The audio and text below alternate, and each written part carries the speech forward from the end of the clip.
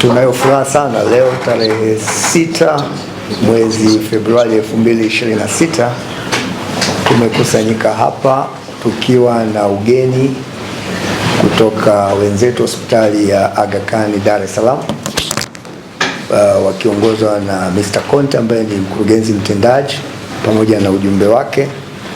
Lengo kubwa la mkutano au kikao hiki cha leo ni kusaini makubaliano ambayo yanatuwezesha hizi taasisi mbili, kwa maana hospitali ya rufaa ya Kanda Mbeya na hospitali ya Aga Khan kuweza kuwa na ushirikiano mkubwa katika nyanja au maeneo mbalimbali katika kuhudumia wagonjwa wetu, kwa sababu tunajua wao ni private sector na sisi ni sekta ya umma, lakini wote tunamhudumia Mtanzania, na kwa sababu hiyo tuna kila sababu ya sisi kushirikiana, kwa sababu hawa wananchi wanaweza kuja kutibiwa katika hospitali ya rufaa ya Kanda Mbeya, lakini wanaweza kwenda kutibiwa katika hospitali ya Aga Khan kwa maana ya hapa Mbeya, lakini na Dar es Salaam pia.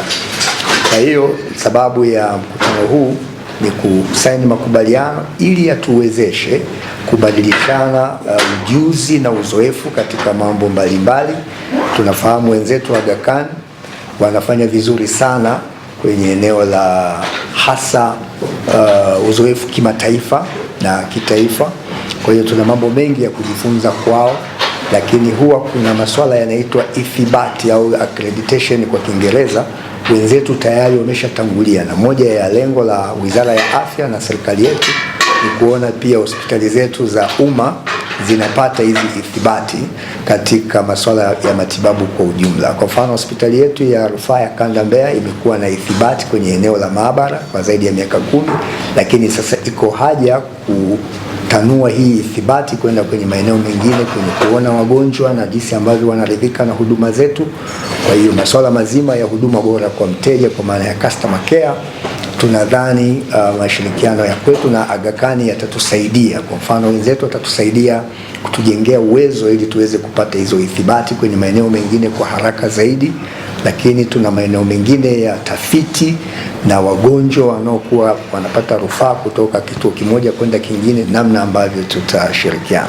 Lakini pia taifa letu linasisitiza kuhusu tiba utalii, kwa maana ya kwamba wananchi kutoka nje ya nchi kuja kutibiwa katika nchi yetu, na mwisho wa siku katika utaratibu ule wa kupata matibabu tunaamini wanaongeza mapato ya nchi na kwenye maeneo mengine. Kwa mfano, mgonjwa akija kutibiwa, ndugu zake watalala hoteli, watafanya manunuzi mbalimbali, kwa hiyo pato la taifa litaongezeka. Sasa wale wananchi wakija hawasemi tu nimetibiwa hospitali ya rufaa Mbeya au Aga Khan, wanasema nimetibiwa Tanzania.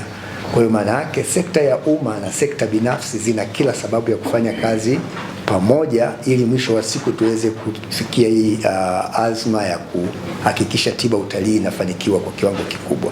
Kwa hiyo tunaamini katika ushirikiano huu ambao tunausaini leo, maana yake tutasaidiana kuhakikisha wote tunaifanya nchi ifanikiwe katika lengo hili la tiba utalii. I'm very privileged and honored to be here today after quite a long time of coordination and background work in developing a plan for us to sign an MOU between Mbeya Zonal Hospital and Aga Khan Health Service Tanzania. This is a privilege for us to also work very closely in the region as a strategic long-term engagement with Mbeya Zonal Hospital. As mentioned by my colleague, this partnership will bring win-win situation between Aga Khan and Mbeya Zonal Hospital in the areas of clinical services in many different aspects. Innovations, making sure that upgrading of clinical services in both institutions can be looked into, capacity building of staff across both areas, how we learn from each other, but also how do we work together to look at some of the strategic clinical programs that we all want to develop in Aga Khan Hospital, Dar es Salaam, in Aga Khan Clinic in Mbeya here, along with Mbeya Zonal Hospital.